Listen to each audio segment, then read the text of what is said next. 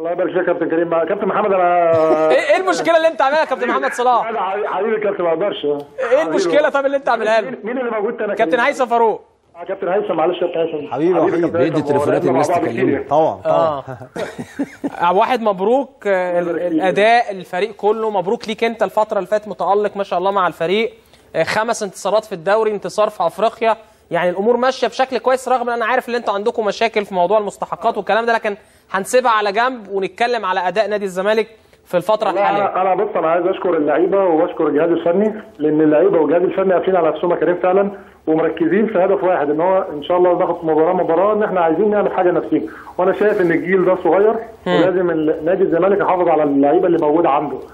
يعني اتمنى يعني الناس تبقى فاهمه الموضوع ده وان شاء الله يعني. طب بشكر طبعا اللعيبه النهارده على المجهود اللي عملوه على المكسب والروح اللي بانت حتى بين الشوطين، يعني كان كلامهم واضح ان احنا ان شاء الله هننزل وما عندناش مشكله. بتلاقي نادي الزمالك متاخر بهدف، او حتى كمان لو في ماتش الشرطه كان هدفين ان احنا بنرجع ونقدر نرجع. ده فرقه بطوله، يعني دي فرقه تعتبر ان هي فرقه محترمه يعني. كلامك مع معاهم يعني. كلامك مع اللعيبه بين الشوطين ايه وانت خسران 1-0؟ لا انا قلت لهم الماتش ما انتهاش، احنا لو انت فرقه بطوله وفرقه بتنافس على بطوله الطبيعي ان انت حتى لو خسران بترجع الماتش تاني. وهو ده اللعيبه الحمد لله، حتى كمان مستر غير لما اتكلم قال لهم نفس الكلام يعني. فالحمد لله حتى اللعيبه يعني ايه، تحس يا كريم حتى لو انت في الملعب في اطمئنان، يعني انت خسران انت حتى وانت كسبان مطمئن، يعني ان شاء الله يعني ان انت ربنا هيكرمك، بتلعب بشكل كويس، في اصرار، في تركيز، في روح. يعني شايف العيال عندها روح كويسه قوي، وهو ده اللي كان يمكن ناقصنا فترات كتير. الحمد لله الحب اللي موجود بين اللعيبه وبين الجهاز، التفاهم اللي موجود بينهم، اللي احنا قافلين على نفسنا ده في حد ذاته الحمد لله مكسب لينا يعني. عبد الواحد، عودتك لمنتخب مصر اكيد فرقت معاك من الناحيه النفسيه. والله يا كريم انا الموضوع، انا هقول لك حاجه، طبعا شرف لاي لعيب ان هو يبقى موجود في منتخب مصر، وانت اكيد عارف ان اللعيب كلاعب كوره بيتمنى ان هو يمثل بلده يعني. حته ان انا ارجع او انا ما كنتش حاطط في دماغي حته منتخب مصر الفتره دي، كنت انا بعيد شويه.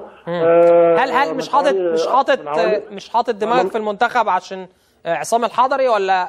لا هو كان الموضوع ان انا كنت موجود بعيد، يعني مش في الصوره مع الجهاز الفني. يمكن كان في حاجات كابتن ضياء كلمني ومستر برادلي وكابتن زكي عبد الفتاح، وقعدنا مع بعض والحمد لله اتكلمنا، وانا موجود ان شاء الله، موجود معاهم الفتره اللي جايه. ومش شرط ان انا ابقى موجود ان انا العب على كريم، لا الموجود تبقى منافس، ما يبقاش في حاجه اسمها امور محسومه، لا يبقى في منافسه بين اللي موجود، سواء انا او شريف او اي حد حارس مرمى ثاني موجود. نجوان الحمد لله في الدوري ظاهرين بشكل كويس جدا، عندك اكتر من حارس مرمى متميز الحمد لله في الدوري دلوقتي، وده شيء ايجابي يعني في الدوره لما الدوري بدا. اتمنى طبعا ان انا موجود، وحلم لينا كلنا ان احنا نوصل كاس عالم يعني.